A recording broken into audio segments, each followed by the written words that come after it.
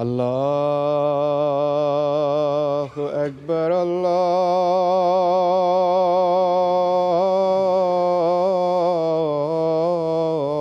الله أكبر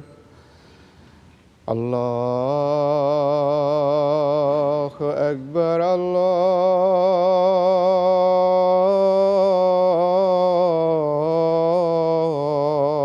الله أكبر أشهد أن لا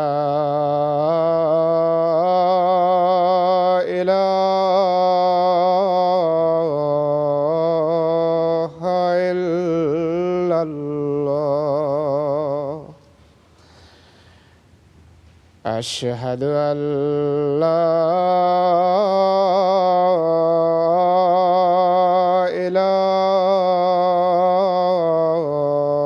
إله إلا الله أشهد أن محمدًا رسول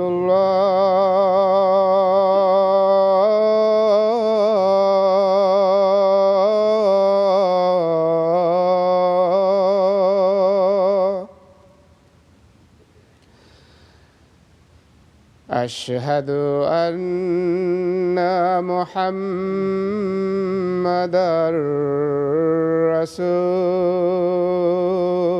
رسول الله حي على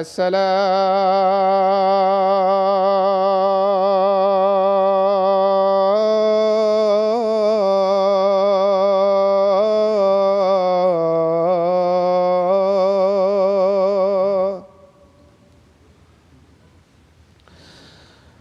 حي على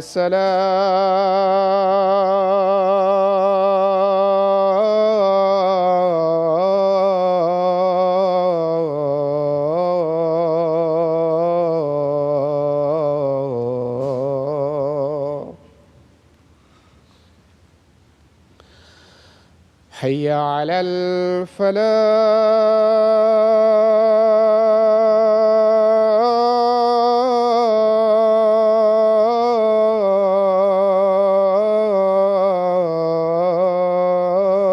الفلاح حي على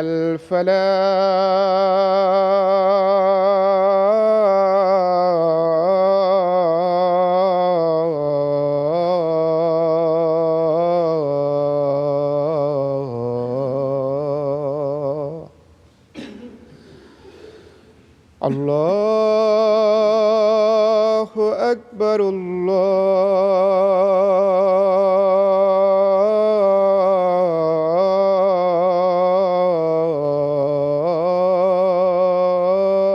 الله أكبر لا إله إلا الله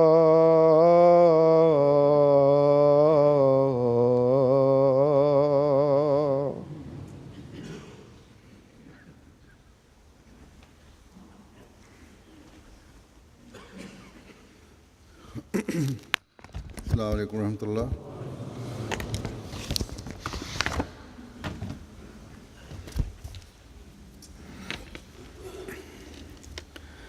أشهد أن لا إله إلا الله وحده لا شريك له وأشهد أن محمدًا عبده ورسوله أما بعد فأعوذ بالله من الشيطان الرجيم بسم الله الرحمن الرحيم الحمد لله رب العالمين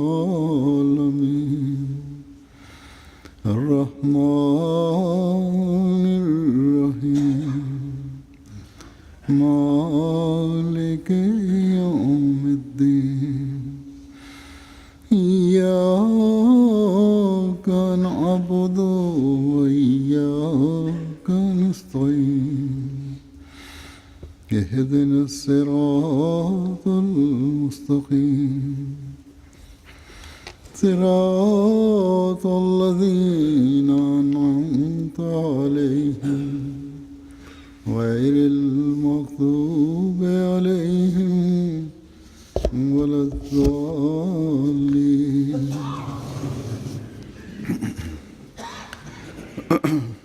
آج میں پھر آپ کو صحابہ حضرت مسیح موعود علیہ السلام کی مجلس میں لے کے جاؤں گا. ان کی روایات جو بیان کر رہا ہوں.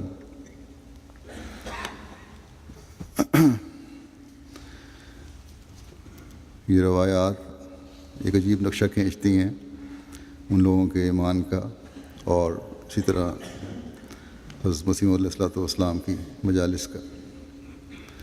حضرت ولایت شاہ صاحب ول سید حسین علی شاہ صاحب فرماتے ہیں کہ حضرت مسیح موعود علیہ السلام کی زیارت کے مجھے بہت کم موقع ملے تھے، کیونکہ میں ایک ایسی ملازمت میں تھا جس میں رخصت بہت کم ملتی تھی. میں نے خواب کی بنا پر بیعت کی تھی، جو یہ تھی کہ ہیڈ ورکس مادھو پور، جہاں سے ہیڈ باری دوآب نہر نکلتی ہے، وہاں میں تعینات تھا. سرکاری کوارٹر کی دیوار پر سے، جس کے صحن میں سویا ہوا تھا، ایک جماعت بہت خوش سلوک اشخاص کی، جن کے آگے آگے ایک بزرگ نہایت خوبصورت شکل اور نہایت خوبصورت لباس میں ملبوس، تاج ایسا چمکدار جس پر نظر نہ ٹھہر سکے، سر پر پہنے ہوئے گزر کر میرے کوارٹر کی چھت پر چڑھ گئے. ایک جلوس نکل رہا تھا، مطلب ایک گروہ تھا لوگوں کا، جس کے آگے جن کو لیڈ کر رہے تھے بزرگ، اس کا نقشہ کھینچا ان کا، دیوار پہ سے گزرے تھے، اور وہاں بگل کے ذریعے سے اذان کہی، جس کی آواز بہت دور دور تک پہنچی تھی. اس کے بعد ایسا معلوم ہوا کہ وہ نماز پڑھ رہے ہیں. اس کے بعد وہ اسی دیوار پر سے واپس تشریف لائے. کہتے ہیں جب خواب میں نظارہ بتا رہے ہیں کہ جب میری چارپائی کے پاس سے گزرے تو مجھے مخاطب کر کے فرمایا کہ بھائی پخانہ اندر سے باہر کر دو، یہ نجس اور گند اپنا جو ہے نکال کے باہر کر دو. میں نے خواب میں عرض کیا کہ بہت اچھا جناب. جب وہ آگے ہو گئے وہ بزرگ، تب میں نے ان کے پیچھے جو دوست تھے ان سے دریافت کیا کہ یہ کون بزرگ ہیں. ان میں سے ایک نے کہا کہ آپ نہیں جانتے، یہ حضرت مرزا صاحب ہیں. اسی فجر کو میرے دوست ڈاکٹر محمد اسماعیل خان صاحب مرحوم نے میرے دروازے پر آ کر دستک دی. جب میں باہر آیا تو انہوں نے فرمایا شاہ صاحب آپ تو احمدی ہو گئے. میں نے دریافت کیا کہ کس طرح. انہوں نے کہا کہ آج رات مجھے خواب آیا ہے کہ آپ شفا خانے میں آ کر بیٹھے ہیں، اور میں نے اندر جا کر اپنا صندوق کھول کر ایک بہت عمدہ خوبصورت انگرکھا نکال کر، ایک گاؤن سا نکال کر پہنایا ہے، اور وہ آپ کے بدن پر بہت فٹ آیا ہے. اس کے بعد میں نے بہت خوبصورت عمدہ بٹن لا کر اس گاؤن میں لگا دیے. تو یہ صرف انہی کو خواب نہیں آئی، بلکہ ان کے دوست تھے احمدی، ان کو بھی اللہ تعالیٰ نے خواب کے ذریعے سے بتا دیا اشارتاً کہ اس طرح احمدی کی طرف مائل ہو گئے ہیں یا احمدی ہو جائیں گے، کیونکہ نیک فطرت ہیں. بہرحال کہتے ہیں اس کے کچھ عرصے کے بعد میں اپنے سسرال کے گھر سید اکبر شاہ صاحب مرحوم کے مکان میں آیا. مرزا غلام اللہ صاحب مرحوم جو کہ پڑوسی تھے میرے پاس آئے. جمعہ کا دن تھا. میں ان کے ساتھ مسجد اقصیٰ میں گیا. وہاں انہوں نے مجھے ممبر کے پاس بٹھا دیا۔ جب حضرت مسیح موعود علیہ الصلوۃ والسلام تشریف لائے تب انہوں نے حضور انور کی خدمت میں میری بیعت لینے کے متعلق عرض کیا۔ حضور انور نے نہایت شفقت سے میرا ہاتھ اپنے دست مبارک میں لے لیا اور دیگر بیعت کرنے والوں نے میری پشت پر ہاتھ رکھ کر بیعت کر لی۔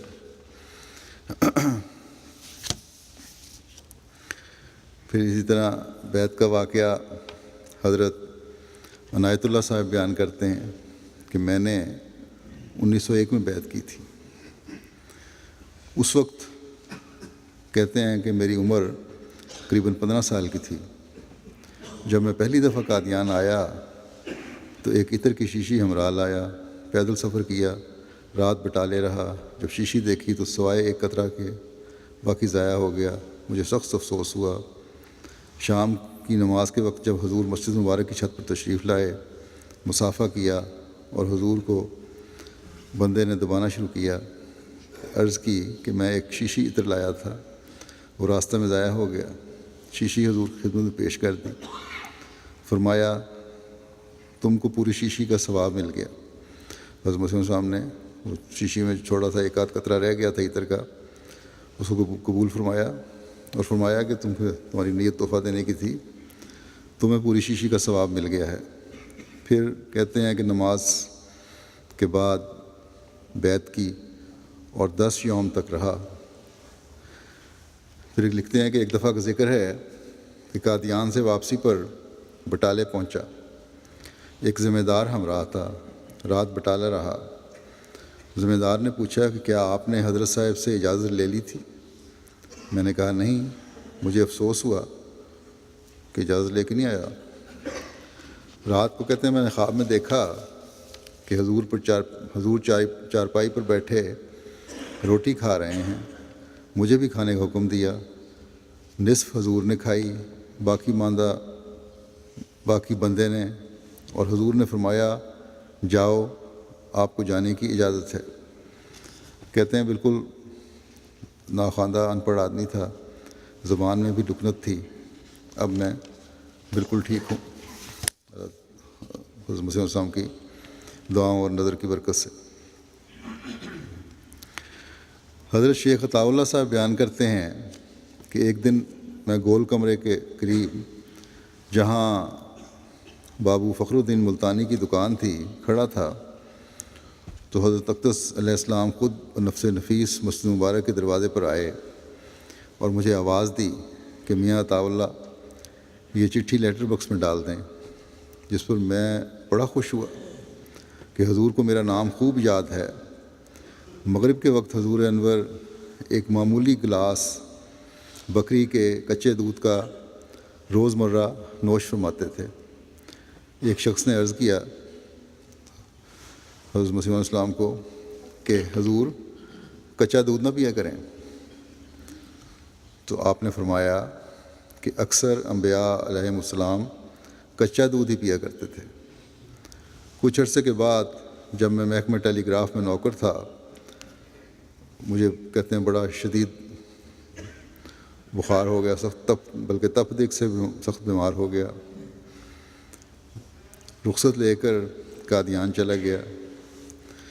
حضرت مولوی نور الدین صاحب خلیفۃ المسیح اول کے دولت خانے میں قیام پذیر تھا، کیونکہ انہی کے ذریعے سے میں جموں میں مشرف با اسلام ہوا تھا۔ اس روحانی اور گہرے تعلق کی وجہ سے خلیفۃ المسیح اول نے میرا علاج شروع کیا۔ مجھے صبح سویرے کھچڑی چاول اور بعد ایک ابلا ہوا انڈا کھلا کر دوائی دیتے تھے۔ زبان کا ذائقہ بگڑ گیا، یہ چیزیں کھا کھا کے، ان کی عادت نہیں تھی مجھے۔ کہتے ہیں ایک روز میں نے شام کو محترمہ اماں جان والدہ عبدالسلام صاحب حضرت خلیفۃ المسیح اول کی بیگم کو التجا کی کہ میری زبان کا ذائقہ خراب رہتا ہے، اگر کچھ شوربہ یا اور کوئی نمکین چیز ہو تو ذائقہ درست ہو جائے گا۔ انہوں نے فرمایا مولوی صاحب ناراض ہوں گے، مگر انہوں نے ایک کپڑے سے مرچوں کو چھان کر اور صاف کر کے مجھے پلا دیا، یعنی شوربہ جو بنایا ہوا تھا ہم اس کو چھان کے پلایا۔ کہتے ہیں اگلی صبح جب حضرت مولوی صاحب خلیفۃ المسیح اول نے میری نبض دیکھی تو فرمایا کہ رات کو کیا کھانا کھایا تھا۔ اب ڈاکٹر بڑے بڑے ٹیسٹ لیتے ہیں تو ابھی پتہ نہیں لگتا۔ حضرت خلیفہ اول نے نبض دیکھی اور فرمایا رات کو کیا کھانا کھایا تھا؟ نبض بہت تیز چل رہی ہے۔ میں نے کہا کچھ نہیں۔ آپ درس کو چھوڑ کر جلدی سے گھر گئے اور دریافت فرمایا گھر جا کے اپنی اہلیہ سے کہ رات عطا اللہ نے کیا کھایا تھا؟ انہوں نے کہا کہ کھانا کھانے کے بعد اس نے ضد کر کے تھوڑا سا شوربہ پی لیا تھا۔ تو ان پر ناراض ہوئے اور میرے پر بھی کہ اس قدر دروغ گوئی کی، تم نے غلط بیانی سے کام لیا۔ بہرحال حضرت مولوی صاحب نے کہتے ہیں میرے اس جھوٹ کو اور بد پرہیزی کا قصہ جو ہے یہ حضرت اقدس مسیح موعود علیہ السلام سے عرض کیا کہ اس کو اپنی صحت کا کچھ خیال نہیں ہے، مرض تپ دق میں مبتلا ہے، ٹی بی میں مبتلا ہے، میں بباعث بیماری کے بہت کمزور ہو گیا تھا۔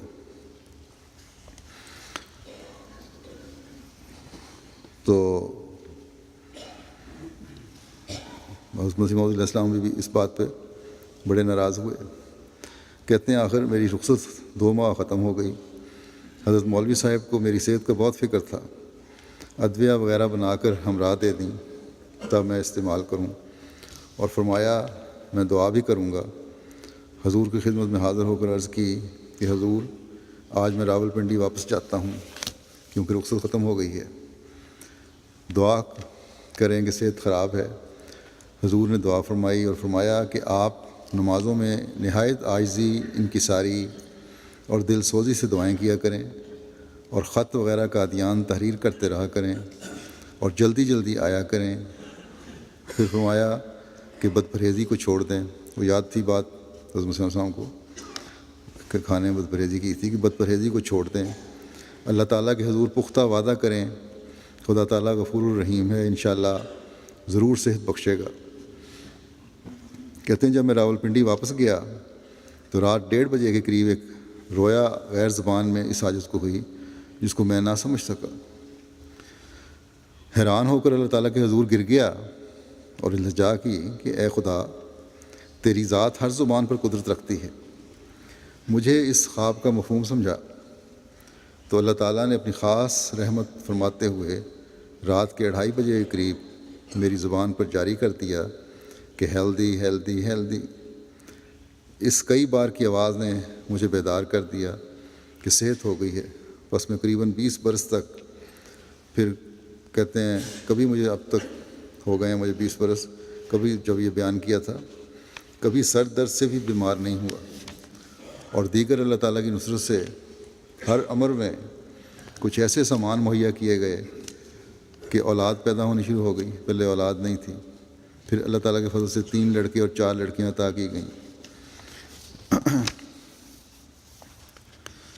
پھر ایک صحابی ہیں حضرت ملک برکت اللہ صاحب، پھر حضرت ملک نیاز محمد صاحب، بیان فرماتے ہیں کہ اگرچہ میرے والد صاحب ملک برکت علی صاحب 1897 اور 98 سے احمدی تھے، اور میں بھی ان کی اقتداء میں بچپن سے احمدی تھا، تاہم 1904 میں جب کہ میری عمر 14 یا 15 سال کے لگ بھگ تھی، میں نے حضور کی خود بیعت کی۔ جب کوئی شخص بیعت کرتا تھا ہم بھی بار بار بیعت کر لیتے تھے تاکہ ہم حضور کی اس دعا میں جو کہ حضور علیہ السلام بعد بیعت فرمایا کرتے تھے شامل ہو جائیں۔ بعض وقت بہت آدمی بیعت کرنے والے ہوتے تھے تو لوگ اپنی اپنی پگڑیاں اتار کر حضور کے ہاتھ تک پہنچا دیتے تھے، اور ان پگڑیوں کو سب لوگ پکڑ لیتے تھے اور اس طرح بیعت ہو جاتی تھی۔ حضرت ڈاکٹر عمر دین صاحب کی روایت ہے، بیان کرتے ہیں کہ میں 28 جولائی 1889 کو 79 میں پیدا ہوا، یعنی 1879 میں پیدا ہوا، اور بیعت حضرت مسیح علیہ السلام 30 جون 1905 کو کی، اور وصیت 23 جولائی 28 کو کی۔ پھر اپنا وصیت نمبر بھی لکھا ہے 2898۔ کہتے ہیں جماعت احمدیہ نیروبی کا پریزیڈنٹ اکتوبر 1924 سے 2 سال تک رہا، پھر انتظامیہ کمیٹی کا ممبر رہا۔ جماعت احمدیہ نیروبی کا 15 سال سے محاسب ہوں، جب یہ بیان فرما رہے ہیں اس وقت فرماتے ہیں کہ 15 سال سے محاسب ہوں اور 3 سال سے سیکرٹری وصایا و ضیافت ہوں۔ میں اس ملک میں سن 1900 میں کی فروری میں ڈاکٹر رحمت علی صاحب رضی اللہ تعالیٰ عنہ، صوفی نبی بخش صاحب اکاؤنٹنٹ اور ڈاکٹر بشارت احمد صاحب کے زمانے وغیرہ میں آیا۔ ڈاکٹر رحمت علی صاحب کے اخلاق فاضلہ، شفقت اور ہمدردی کو دیکھ کر کثرت سے لوگ سلسلہ حقہ احمدیہ میں شامل ہوتے دیکھے۔ یہی پہلا موقع تھا جب اس ہادی زمانہ کے پیغام کی آواز میرے کانوں نے سنی۔ اب یہ دیکھیں، ایک شخص کا صرف اخلاق فاضلہ جو ہیں اور شفقت جو ہے اور ہمدردی جو ہے انسانی، اس کو دیکھ کے بہت سارے لوگوں کو توجہ پیدا ہوئی کہ کون سا مذہب ہے، کون شخص ہے، اور پھر احمدی ہوئے۔ بہرحال کہتے ہیں کہ میں نے اپنی قسمت کے مقدمے کو بارگاہ یزدی میں پیش کر دی، یعنی اللہ تعالیٰ سے دعا کی کہ میری قسمت میں کیا ہے، اور نہایت تضرع، ہمت اور استقلال سے ہر روز تہجد میں دعا مانگنی شروع کر دی کہ اے میرے پیارے رب اور غیب کے جاننے والے خدا، میری فریاد سن اور میری راہبری کر، اور مجھے اس راستے پر چلا جو تیرے علم میں صحیح ہو، تاکہ میں کہیں راہ ہدایت سے دور نہ پھینکا جاؤں، کیونکہ میں خود تو عاجز، کمزور، گناہ گار اور کم علم ہوں، وغیرہ وغیرہ۔ بس کہتے ہیں کہ میرے مولا نے میری فریاد سن لی اور سچی خوابوں کا سلسلہ شروع ہو گیا۔ پھر مجھے نہایت صفائی سے 2 خوابیں دکھلائی گئیں، جن کی بنا پر میں نے کریگو اسٹیشن سے، جو کسومو ضلع میں واقع ہے اور جرمن ایسٹ افریقہ کی سرحد پر ہے، اور جہاں کے ہسپتال کا میں انچارج تھا، مورخہ 30 جون 1905 بذریعہ خط خدا کے پیارے محبوب کی بیعت کی۔ پھر کیا تھا؟ بیعت کرنے کے بعد کہتے ہیں پھر کیا تھا؟ عبادت میں وہ لطف آنا شروع ہوا جو میرے وہم و گمان میں نہ تھا، کیونکہ فرشتوں کے نزول پاک کا زمانہ تھا، اور ہر ڈاک میں پیارے مسیح موعود علیہ السلام پر تازہ وحی ہوتی اور پوری ہوتی سنی جاتی تھی، اور دل ہر وقت حضرت اقدس کی ملاقات کے لیے تڑپتا رہتا تھا، اور حد سے بڑھ کر بے قراری بڑھنی شروع ہو گئی ملنے کی حضرت مسیح علیہ السلام کو، کیونکہ خط کے ذریعے سے بیعت کی تھی، دستی بیعت نہیں بھی ہوئی تھی۔ کہتے ہیں بہرحال خدا کر کے میری رخصت کا وقت قریب پہنچا۔ خدا نے میرے پیارے مسیح کے نذرانے کی تحریک میرے دل میں ڈالی کہ نذرانہ پیش کرنا ہے، تو اس کے لیے کہتے ہیں میں نے سوچا کہ 4 شتر مرغ کے انڈے لے جانے چاہیے، اور یہ فیصلہ کیا۔ مجھے ان کی حاصل کرنے اور پرمٹ لینے کے لیے جرمن پورٹ سے کوشش کرنی پڑی، کیونکہ ایسٹ افریقہ سے اجازت نہ دی جاتی تھی۔ کہتے ہیں کہ اکتوبر 1907 کو میں اپنے وطن کو روانہ ہوا۔ گجرات پہنچنے پر میں نے اپنے والد صاحب مرحوم اور بھائی صاحب مرحوم کو سلسلہ احمدیہ کا مخالف پایا، جن کے لیے ہر نماز میں پھر میں نے رو رو کر دعائیں مانگنی شروع کر دیں۔ کہتے ہیں خدا تعالیٰ نے میری مدد کی اور میرے والد صاحب بما چند اور دوستوں کے جلسہ سالانہ پر جانے کے لیے راضی ہو گئے۔ بڑی محنت وغیرہ کی، دعائیں کیں، تو خیر راضی ہو گئے جلسے پہ جانے کے لیے قادیان، والد اور بھائی۔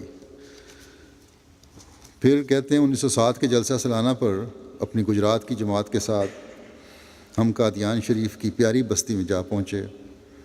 میں نے پہنچتے ہی عجیب نظارہ دیکھا کہ سب جماعتیں اور بڑی بڑی بزرگ ہستی کے احباب حضرت اقدس کی ملاقات کے لیے سخت بے قرار اور ترس رہے ہیں، اور ملاقاتوں کے لیے سر توڑ کوشش کر رہے ہیں۔ میری حیرت اور فکر کی انتہا نہ رہی، کیونکہ میں ایک مسافر کی حیثیت میں ایک دور دراز ملک سے تھوڑے عرصے کے لیے گیا تھا، اور ملاقات کے لیے 2 سال سے تڑپ رہا تھا، اور یہ میری دلی آرزو تھی کہ حضرت اقدس کی ملاقات کا موقع تنہائی میں میسر آئے، جو بات بنتی نظر نہ آتی تھی، کیونکہ رش بہت تھا، لگتا نہیں تھا کہ تنہائی میں ملاقات ہو سکے گی۔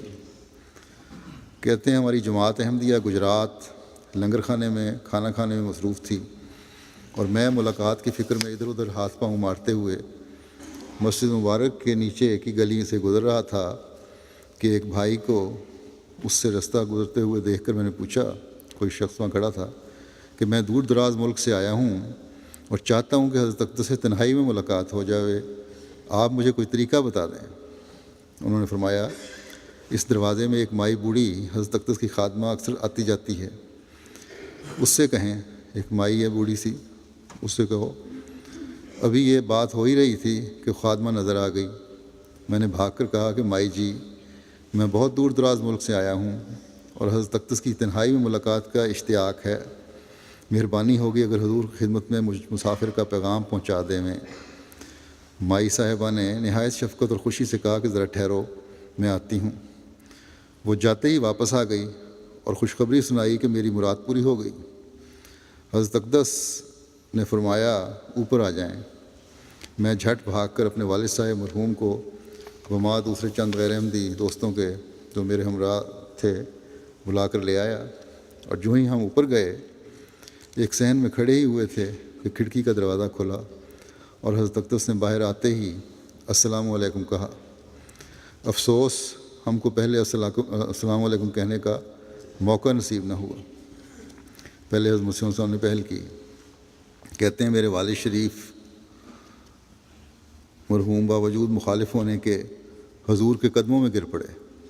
حضور نے عذراہ کرم اپنے دستے مبارک سے ان کے سر کو اٹھا کر کہا کہ سجدے کی لائق ذات باری ہے، بندوں کو آگے نہیں جھکا کرتے، صرف اللہ تعالیٰ کے سجدہ کرتے ہیں۔ پھر اس عاجز نے شتر مرغ کے 4 انڈے بطور نذرانہ پیش کیے۔ حضور نے عذراہ کرم منظور فرمائے اور نہایت شفقت اور محبت سے میرے افریقہ رہنے اور سفر وغیرہ کے حالات دریافت کیے اور میرا ہاتھ اپنے دستے مبارک میں لے کر فرمایا کہ اس دنیا میں دل نہیں لگانا چاہیے، اور یہ پھر فرمایا کہ اپنے آپ کو اس مسافر کی حیثیت میں سمجھنا چاہیے جیسے کوئی مسافر خانے میں ٹکٹ لے کر گاڑی کا انتظار کر رہا ہو، اور مجھے کثرت سے استغفار پڑھنے کے لیے حضور نے تاکید فرمائی اور فرمایا کہ باقاعدگی سے خطوں میں دعا کے لیے لکھتے رہا کرو۔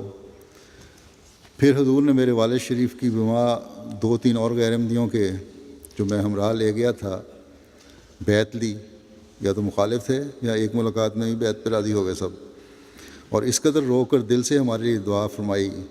حضرت مسیح علیہ السلام نے بیعت کے بعد جو دعا ہوئی اور اس قدر رو کے دعا کی کہ حضور کی آنکھیں پر آب ہو گئیں اور ہمارے لیے آنسوؤں کو روکنا مشکل ہو گیا۔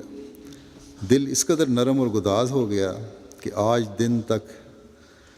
کے دن تک بھی کہتے ہیں کہ حضور کے دستے مبارک میں ہاتھ دینا، حضور کا نورانی چہرہ دیکھنا، حضور کی شفقت بھری شرمیلی آنکھوں کا پر آب ہونا اور مجھ عاجز کمزور گناہ گار کے لیے ہدایت استغفار کرنا اور بار بار دعا کے لیے لکھنے کی ہدایت کرنا جب یاد آتا ہے تو طبیعت پر بجلی سے اثر ہو کر آنسوؤں کا تار بن جاتا ہے۔ وہ کیسا مبارک زمانہ تھا، مخالفت کے زبردست پہاڑ، سمندر، طوفان، خدا کے پیارے نبی کی دعاؤں کے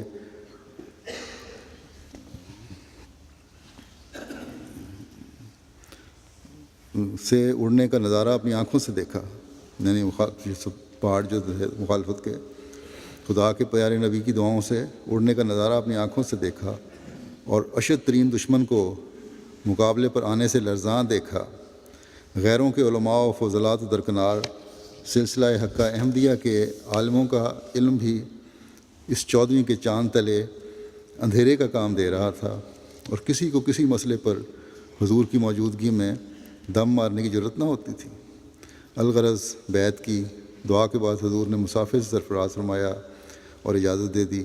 جب جماعت احمدیہ گجرات کے احباب نے ماں خویم نواب خان صاحب تحصیلدار میری اس ملاقات کا ذکر سنا تو رشک سے کہنے لگے کہ ہم کو کیوں نہ ساتھ لے گئے۔ پھر ایک روایت ہے، حضرت ماسٹر عبدالرؤف صاحب ولد غلام محمد صاحب کی یہ بیان کرتے ہیں کہ سن 1898 ان کا سن بیعت 1898 ہے، اور اسی سال انہوں نے حضرت مسیح علیہ السلام کی زیارت بھی کی۔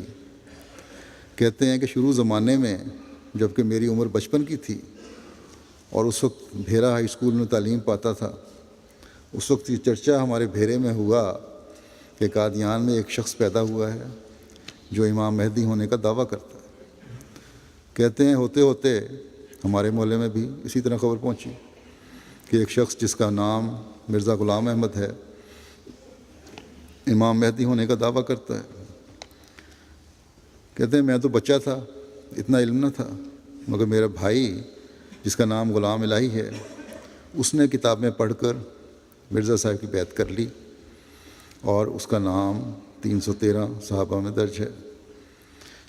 ان کا نام انجام آتم کے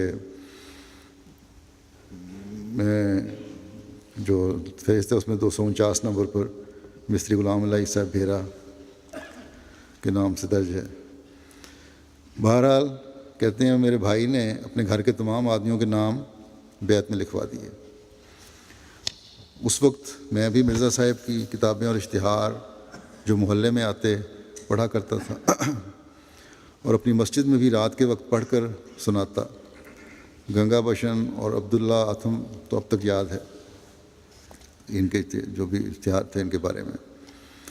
بہرحال مرزا صاحب کو مجھے بھی ملنے کا شوق پیدا ہوا، یعنی مجھے شوق پیدا ہوا کہ وسیم علیہ السلام کو ملوں، اور میں مغرب کی نماز کے بعد ایک پل پر بیٹھ کر دعائیں کیا کرتا تھا وہیں بھیرے میں ہی کہ اے الہی اگر مرزا سچا ہے تو مجھے بھی قادیان پہنچا، اگر جھوٹا ہے تو اسی جگہ بٹھا، یعنی بھیرے میں بھی رہوں پھر مجھے وہاں جانے کی ضرورت نہیں ہے۔ لکھتے ہیں کہ 10ویں جماعت کا امتحان میں نے راولپنڈی میں دیا، جس زمانے میں چاند گرہن اور سورج گرہن 1311 ہجری میں ہوا تھا وہ میں نے اپنی آنکھوں سے دیکھا۔ اس وقت میں مڈل کی جماعت میں پڑھتا تھا۔ جب میں امتحان سے سن 1898 میں فارغ ہو چکا تو میرا بھائی غلام الہی مجھ کو قادیان میں اپنے ہمراہ لایا۔ اس وقت میں نے مرزا صاحب کی دستی بیعت کی۔ اس وقت چھوٹی سی مسجد تھی۔ کچھ دن رہ کر پھر میں اپنے بھائی کے ساتھ بھیرے میں واپس چلا آیا۔ حضرت مولوی نور الدین صاحب میرے بھائی کے واقف تھے، اس لیے انہوں نے میرے بھائی کو لکھا کہ اپنے بھائی عبدالرؤف کو قادیان بھیج دو۔ آخر خدا کے فضل سے 1899 میں پھر دوبارہ قادیان پہنچا اور مولوی صاحب اور حضرت صاحب کی ملاقات کی۔ مولوی صاحب کو میری تعلیم کا علم تھا اور میں غریب آدمی تھا، یعنی یہ پتہ تھا کہ میں پڑھا لکھا ہوں جو اس زمانے کی تعلیم تھی اس کے مطابق، لیکن غریب آدمی بھی ہوں، اس لیے مولوی صاحب نے مدرسے میں مجھے ملازمت کی جگہ دے دی، جو سن 1899 میں 8 روپے ماہوار پر 2 مدرس پرائمری کے عہدے پر مقرر ہوا۔ اس وقت 6-7 جماعتیں تھیں، مڈل کی کلاس نہیں ہوتی تھی۔ آخر میں نے مدرسی کا کام سن 1902 تک کیا۔ اس زمانے میں مولوی شیر علی صاحب ہیڈ ماسٹر مدرسہ تھے، پرائمری طلباء کو تعلیم بھی دیتا اور 5 نمازیں حضرت مسیح موعود علیہ السلام کے ہمراہ ادا کرتا، جبکہ اس وقت مولوی عبدالکریم صاحب امامت کراتے تھے۔ 5 نمازوں میں حضرت صاحب کی مجلس میں بیٹھتا۔ جب گھر سے تشریف لاتے تو حضرت صاحب نماز پڑھنے سے پہلے اپنے الہامات، کشف، رویا اور خوابیں سناتے، میں بھی ان سے حظ اٹھاتا۔ نماز کے وقت موقع پا کر پاؤں دباتا، مٹھی چاپی کرتا۔ کچھ عرصہ تو حضرت صاحب مغرب کے وقت کھانا مسجد میں کھاتے اور میں بھی مہمانوں کے ساتھ مسجد میں کھانا کھاتا۔ حضرت صاحب کا جوٹھا وغیرہ بھی کبھی کبھی بطور تبرک کے چکھ لیتا۔ مغرب کی نماز کے بعد حضرت صاحب مسجد مبارک کی شاہ نشین پر بیٹھتے، رنگا رنگ کے کلمات الہیہ، کشف اور خوابیں سناتے۔ اللہ حاضر قیاس، مسٹر ڈوئی، چراغ الدین جمونی اور مولوی کرم الدین ساکن بھی کے متعلق الہامات اور خوابیں بھی ہوتی ہیں جو بیان فرماتے۔ یہ تمام باتیں کتابوں میں شائع ہو چکی ہیں، دوبارہ تحریر کرنے کی چندہ ضرورت نہیں۔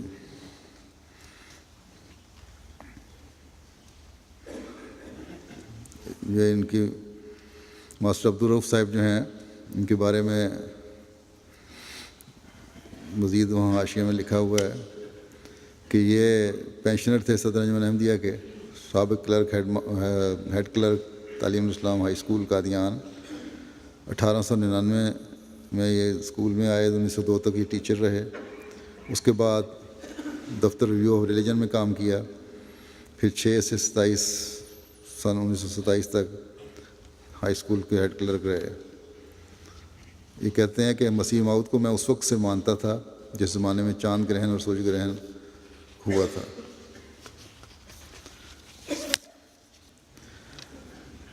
پھر ایک روایت ہے حضرت مولوی محمد عبدالعزیز صاحب ولد مولوی عبداللہ صاحب کی، ان کا بیعت کا سن ہے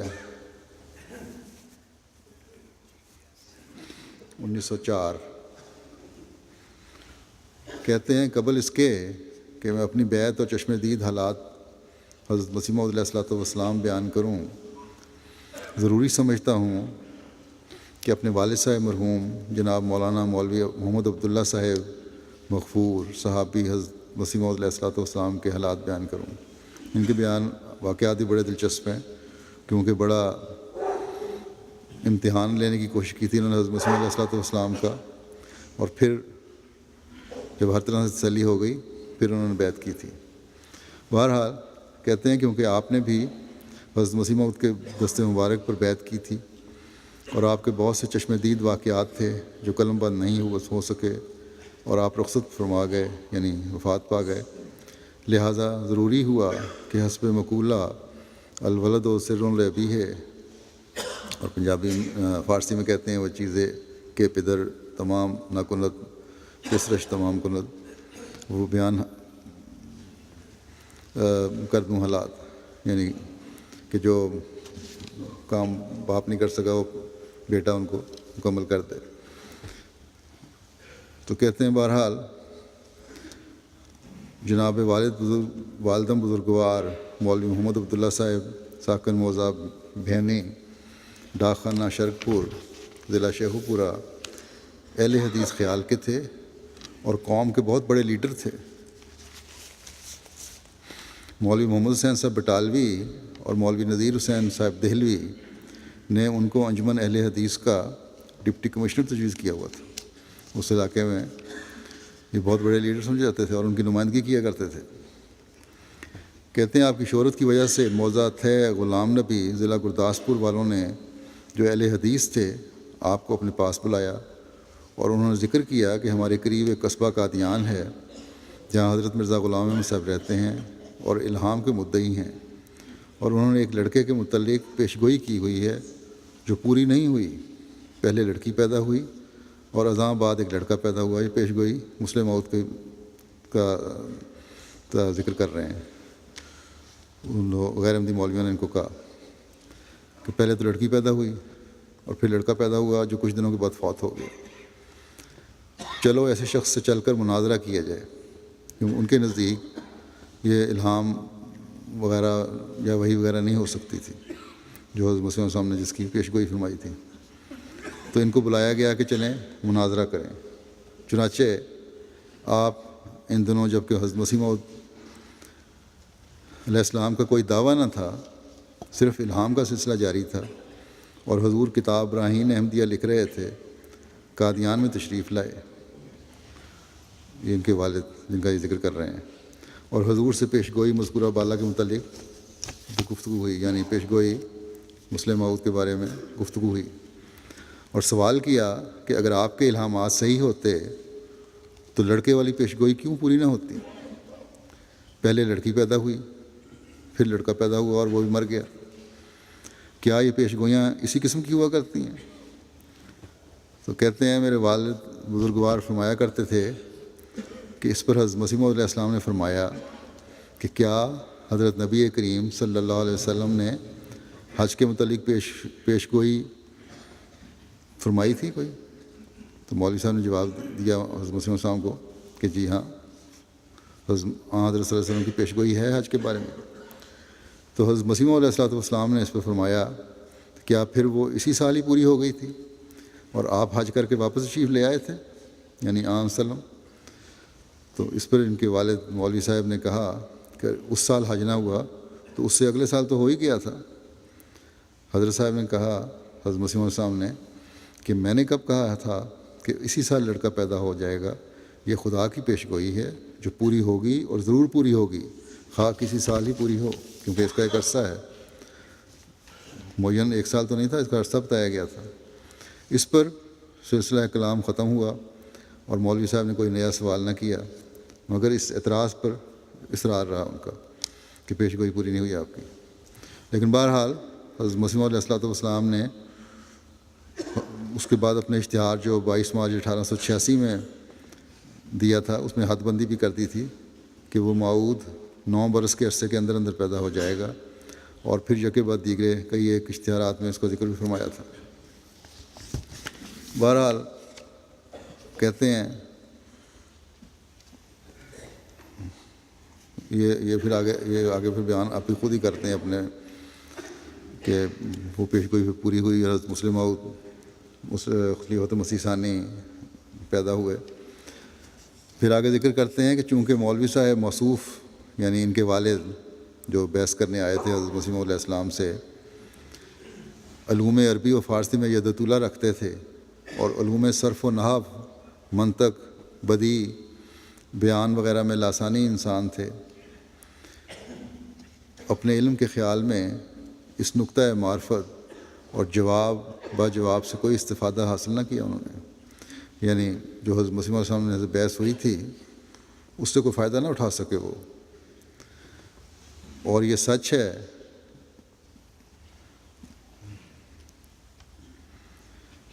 کہ کل امر مرہون بے اوقاتہا، کہ ہر کام کے لیے ایک وقت مقرر ہوتا ہے۔ اس وقت آپ انکار پر مصر رہے، وہیں انکار پر اصرار کرتے رہے، بات نہیں مانی حضرت مسیح علیہ السلام کی۔ حضور نے آپ کے علم کا موازنہ فرما کر اپنی کامل مہربانی سے آپ کو یہ فرمایا، یعنی پتہ لگا حضرت مسیح علیہ السلام نے ان کی باتوں سے اندازہ لگا لیا کہ آپ صاحب علم آدمی ہیں، تو آپ کو فرمایا حضرت مسیح علیہ السلام نے کہ مولوی صاحب، میں نے ایک کتاب بنام براہین احمدیہ مخالفین کے اعتراضات کے جواب میں لکھی ہے، اور اس میں 10,000 روپے کا چیلنج بھی دیا ہے جو آج کل تباہ ہونے والا ہے۔ اگر آپ یہاں ٹھہر جائیں اور طباعت کے لیے اس کے پروف دیکھ لیا کریں تو بہت اچھا ہو۔ اس کا حق الخدمت بھی آپ کو دیا جائے گا، جو بھی اجرت بنتی ہے وہ دی جائے گی، مگر افسوس لکھتے ہیں یہ مولوی عبدالعزیز صاحب اپنے والد صاحب کے متعلق کہ افسوس کہ آپ نے اسے تسلیم نہ کیا اور خالی واپس چلے گئے، اور اسی انکار پر قریباً 15-16 برس گزر گئے۔ مگر یہ بات تھی وہ تسلیم نہ کیا، لیکن ہمیشہ یہ ہوتا تھا کہ آپ کی فطرت میں بہرحال ایک نیکی تھی۔ کہتے ہیں کہ سعادت بھی تھی فطرت میں اور نیکی بھی تھی۔ جب کوئی شخص حضرت اقدس مسیح موعود علیہ السلام کو گالی دیتا یا توہین سے یاد کرتا تھا تو آپ اسے روکتے اور فرماتے کہ خدا تعالیٰ نے تو کفار کے بتوں کو بھی گالی دینے سے منع کیا ہے، بس یہی یا بعض اور خوبیاں تھیں جو آپ کے وجود میں تھیں اور آپ کی ہدایت کا موجب ہوئیں۔ پھر بیان کرتے ہیں غرض اسی خاموشی میں یہ وقت گزر گیا، 1902 کا زمانہ آ گیا، 15-16 سال کا عرصہ گزر گیا، 1902 آ گیا۔ اس اثناء میں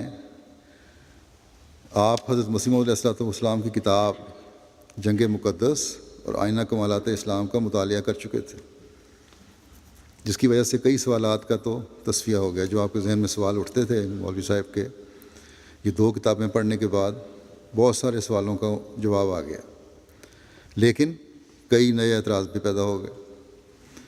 چنانچہ آپ نے 21 سوالات نوٹ کر لیے، جو اعتراض پیدا ہوئے وہ 21 سوالات کی صورت میں نوٹ کیے، اور 1902 میں حضرت مسیح موعود علیہ السلام سے مناظرے کے لیے قادیان کو روانہ ہو گئے کہ وہاں جا کے میں مناظرہ کروں گا، اور براہ راست مسجد مبارک میں تشریف لائے۔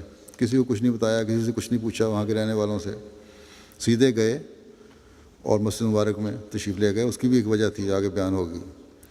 اور کسی نماز کے وقت پہنچے اور نماز ادا کی باجماعت، کیونکہ مشہور یہ تھا، اس لیے کسی کو نہیں بتایا کہ مرزا صاحب نے چند ایجنٹ رکھے ہوئے ہیں جو آنے والے مہمان سے سب کچھ پوچھ لیتے ہیں، جتنا پیروں کی عادت ہوتی ہے نا، اور اندر خبر پہنچا دیتے ہیں۔ اور مرزا صاحب جس کمرے میں رہتے ہیں اس کے کئی دروازے ہیں، عجیب عجیب کہانیاں بنائی تھیں، اور ہر ایک غرض کے لیے علیحدہ علیحدہ دروازہ تجویز کیا ہوا ہے۔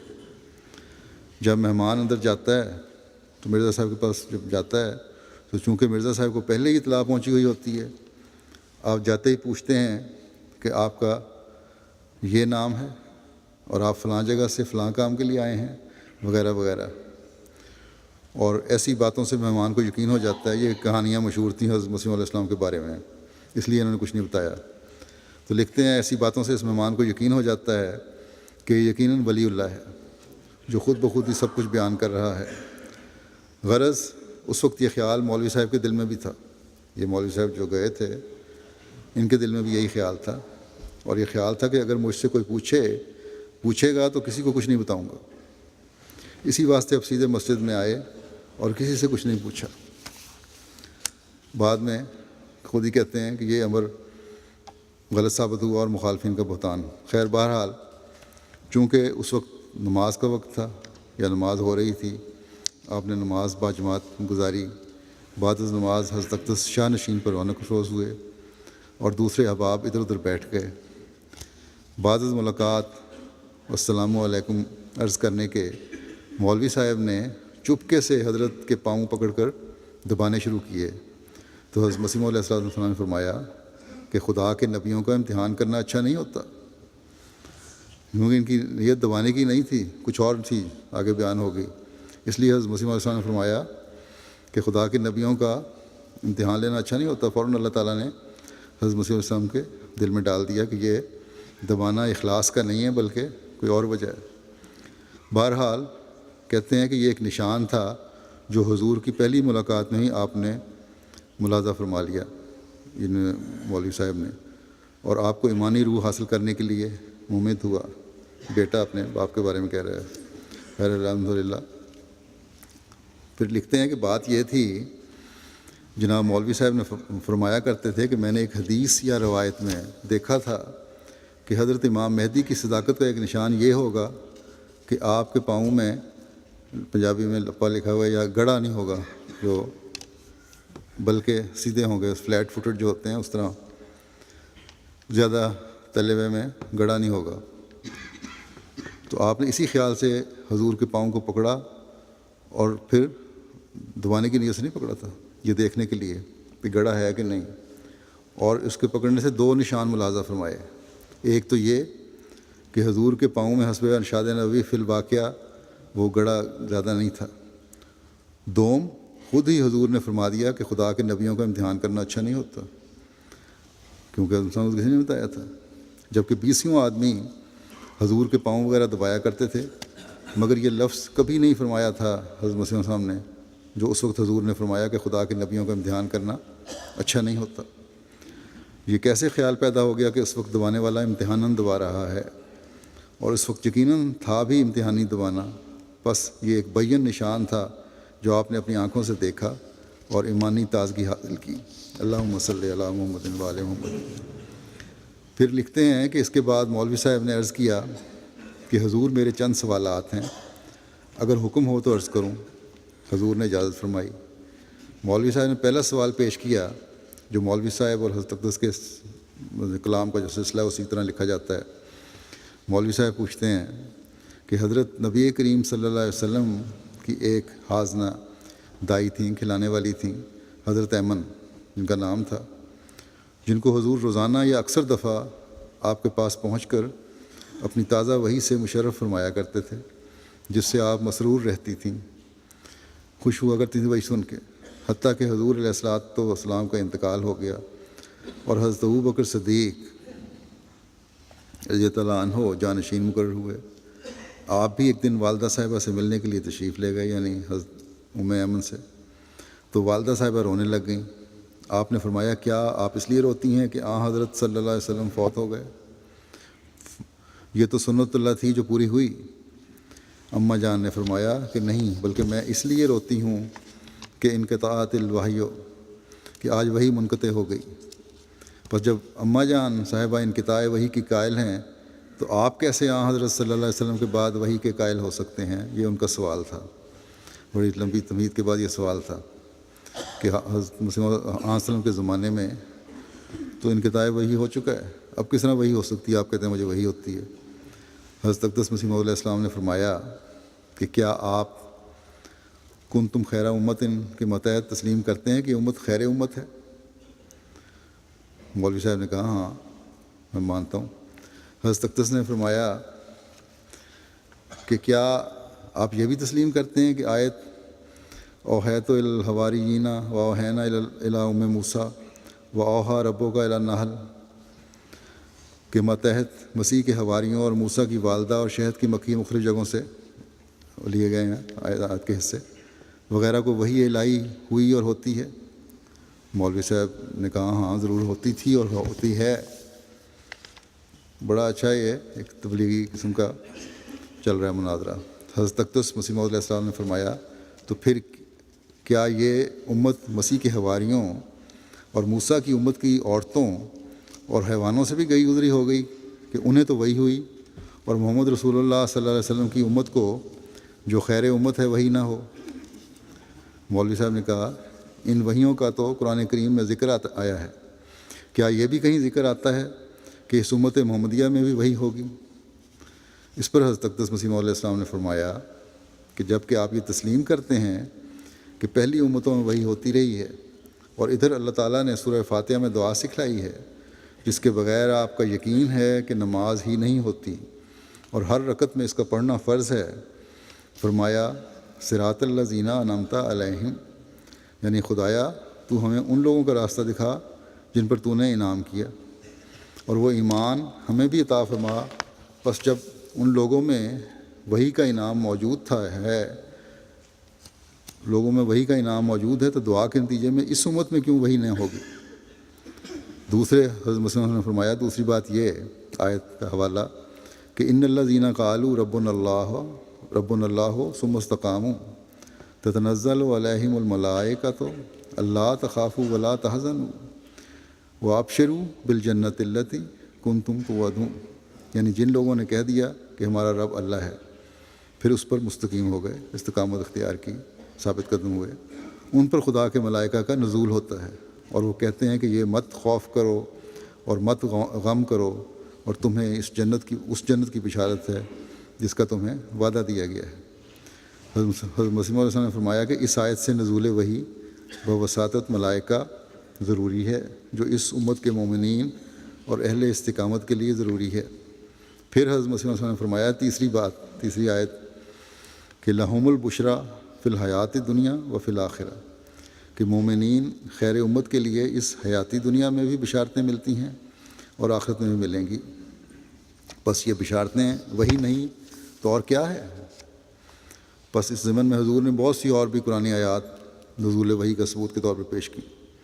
یہ مناظرہ جب ہو رہا تھا تو مولوی صاحب نے کہا کہ حضور یہ تو سچ ہے کہ ان آیات سے نزول وحی ثابت ہوتی ہے اور اس امت کے لیے ہے۔ جب قرآن کریم میں ثبوت وحی فی حاضہ الامہ موجود تھا تو پھر حضرت اماں جان نے یہ کیوں فرمایا کہ انقطاعت الوحی، کہ آج وحی بند ہو گئی؟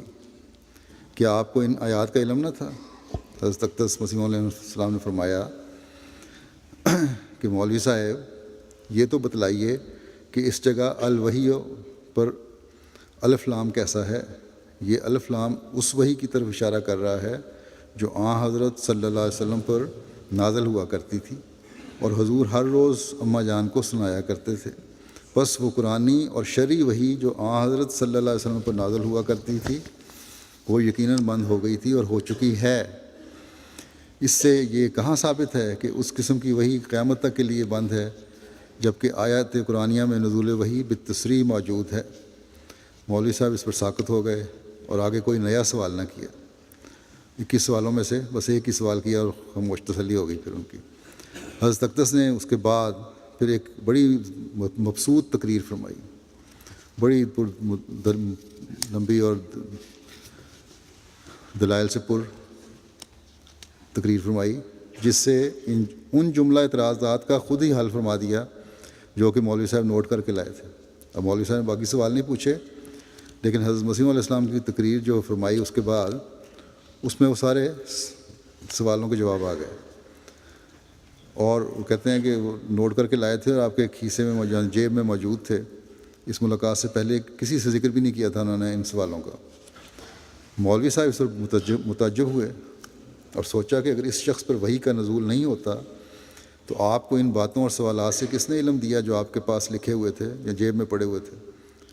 تھوڑی دیر خاموش رہ کر عرض کی کہ حضور، جب دیکھا کہ میرے تو سارے سوال جو میری جیب میں پڑے ہوئے ہیں ان کا جواب بھی بغیر پوچھے حضرت مسیح علیہ السلام نے دے دیا. تھوڑی دیر بعد خاموش رہے، پھر عرض کی حضور کو، حضور ہاتھ کریں، میں آپ کے ہاتھ پر بیعت کرتا ہوں. بس آپ نے اسی وقت خدا کے فضل سے بیعت کی، اور اس کے بعد آپ کو کبھی بھی کوئی اعتراض حضور کی ذات پر پیدا نہیں ہوا، اور آپ کے ایمان اور عرفان میں دن بدن ترقی ہوتی گئی. ازاں بعد حضرت خلیفہ اول کی بیعت میں بلا چون و چرا داخل ہو گئے. خلافت ثانیہ میں بھی، حضرت خلیفۃ ثانی میں بھی بیعت کی، کبھی کسی قسم کا شبہ پیدا نہیں ہوا. الحمدللہ علی ذالک. پھر آپ لکھتے ہیں یہ بیٹے کہ آپ جس وقت بیعت کر کے واپس تشریف لے گئے تو دوآبہ باری اور چناب کے اکثر لوگ جو آپ کے معتقدین میں سے تھے، اس علاقے میں جہاں آپ رہتے تھے، آپ کے معتقدین میں سے تھے، اور پہلے ان کا خیال تھا کہ اگر مولوی صاحب نے بیعت کر لی حضرت مسیح علیہ السلام کی تو ہم سب سلسلہ بیعت میں داخل ہو جائیں گے. لیکن ہوا کیا کہ جب آپ نے بیعت کر لی تو سب کے سب آپ کے دشمن ہو گئے اور آپ کے قتل کے منصوبے کرنے لگے. مگر آپ نے نہایت ثبات اور استقلال سے ان کا مقابلہ کیا اور تبلیغ کا سلسلہ عاشقانہ رنگ میں جاری رکھا، اور قریباً 18 سال تک آپ آنریری مبلغ رہے، اور آپ کی معرفت خدا کے فضل سے قریباً 300 آدمی یا اس سے زیادہ سلسلہ بیعت میں داخل ہوئے. تو یہ تھیں روایات. بس یہ چند واقعات ہیں جو بیان کیے ہیں ان لوگوں کے جنہوں نے حضرت مسیح موعود علیہ السلام کے ہاتھ پر بیعت کر کے اپنی روحانیت میں بھی مزید ترقی کی. اللہ تعالیٰ کی ذات کا عرفان بھی ان میں مزید بڑھا. حضرت صلی اللہ علیہ وسلم سے عشق و محبت کے نئے زاویے بھی ان کے سامنے آئے، اور اسی وجہ سے اس عشق و وسلم سے جو عشق تھا، آپ صلی اللہ علیہ وسلم کے عاشق صادق سے وفا، اخلاص اور محبت بھی تمام دنیاوی رشتوں سے بڑھ کر ابھری. اللہ تعالیٰ ان بزرگوں پر ہزاروں ہزار رحمتیں اور برکتیں نازل فرمائے، اور ہمیں بھی زمانے کے امام کی بیعت میں آنے کے بعد اس بیعت کا حق ادا کرنے والا بنائے، اور ہم اپنے اندر پاک تبدیلیاں پیدا کرنے والے ہوں، اس پر توجہ دینے والے ہوں.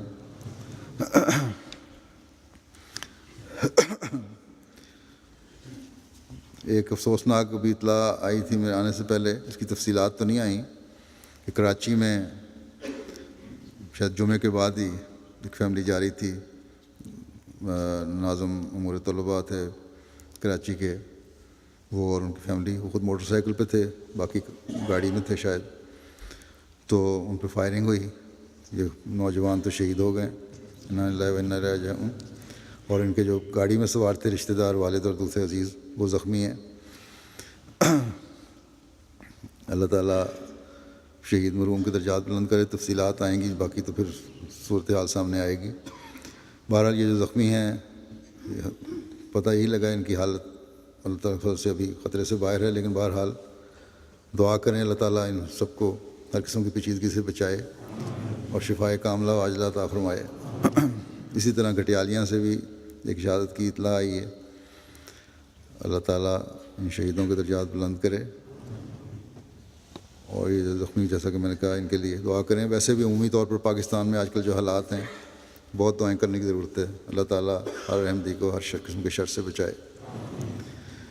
اس کے علاوہ ایک جنازہ بھی میں پڑھاؤں گا جو مکرمہ سیدہ امت الرحمٰن صاحبہ ایلیاس مکرم سید عبدالغنی شاہ صاحب مرحوم ربا کا ہے، جو 15 اکتوبر کو جن کی وفات ہوئی ایک لمبی علالت کے بعد. انا للہ و انا الیہ راجعون. آپ حضرت قریشی عبدالرحمٰن صاحب صحابی حضرت مسیح علیہ السلام کی بیٹی تھیں، بڑی نیک، پابند صوم و صلات، مالی قربانیاں، جو توفیق سے بڑھ کر مالی قربانیوں میں حصہ لینے والی، بہت ملنسار اور مہمان نواز خاتون تھیں. سادہ مزاج، عاجزانہ زندگی گزارنے والی تھیں. جلسے کے موقع پر پاکستان میں جب جلسے ہوتے تھے تو 50 مہمان ان کے گھر میں رہتے تھے، اور لنگر کھانے کے علاوہ بھی ان کے لیے کچھ نہ کچھ کھانا ضرور پکاتی تھیں سب کے لیے، اور اسی طرح ہر وقت چائے کے لیے انتظام رہتا تھا. بعض بچیوں کی شادیوں پہ جب پتہ لگتا تھا عزیزوں کی بچیاں جو ہیں، اگر ان کی طرف سے ان کی کوئی زیور نہیں ملا غربت کی وجہ سے، تو اپنا زیور کوئی نہ کوئی دے دیا کرتی تھیں ان کو، جس کی وجہ سے ان کے زیور بھی اپنے آہستہ آہستہ ختم ہو گئے۔ بچوں کو ہمیشہ جماعت کی خدمت کی ترغیب دلاتی رہتی تھیں، اور اسی کا اثر ہے کہ اللہ تعالیٰ کے فضل سے ان کے بچے جماعت میں خدمت کی توفیق پا رہے ہیں۔ وصیت تھیں اور 1953 میں نظام وصیت میں شامل ہونے کی توفیق پائی۔ ان کے بچے، 2 بیٹے ان کے واقف زندگی ہیں، ایک معلم ہے وہاں وقف جدید میں، اور ایک عبداللہ ندیم صاحب پہلے اسپین میں تھے، آج کل چلی میں ہیں، وہ جنازے میں شامل بھی نہیں ہو سکے۔ اللہ تعالیٰ ان سب کو صبر اور ہمت اور حوصلہ دے، اور ان کی نیکیاں جاری رکھنے کی توفیق دے ان کی اولاد کو۔ اسی طرح ان کے ایک پوتے ہیں، وہ بھی مربی سلسلہ ہیں، اور اشاعت طلباء کی نظارت اشاعت میں آج کل کام کر رہے ہیں۔ اسی طرح ان کے داماد منیر جاوید صاحب ہیں، وہ پرائیویٹ سیکرٹری ہیں یہاں۔ تو 4 افراد ان کے گھر کے واقف زندگی ہیں۔ اللہ تعالیٰ ان کی خواہشات جو ان کو اپنے بچوں کے بارے سے تھیں ان کو پورا کرے، اور ان کی اولاد کو نیکیوں میں بڑھائے، مرحومہ کے درجات بلند فرمائے۔ باقی بچوں کو سب کو ہمت اور حوصلہ عطا فرمائے۔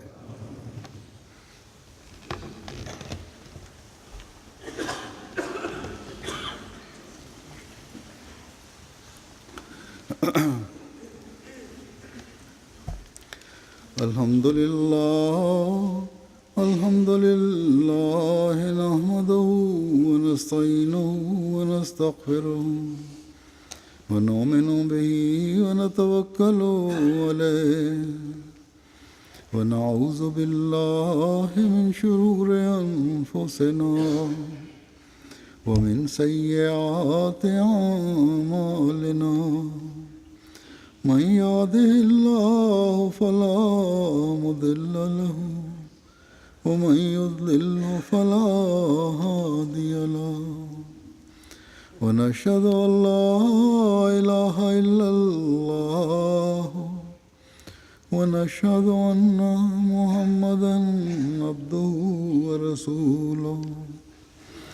عباد الله رحمكم الله، إن الله يأمر بالعدل والإحسان وإيتاء ذي القربى وينهى عن الفحشاء والمنكر والبغي يعظكم لعلكم تذكرون۔ اذكروا الله يذكركم وادعوه يستجب لكم، ولذكر الله أكبر۔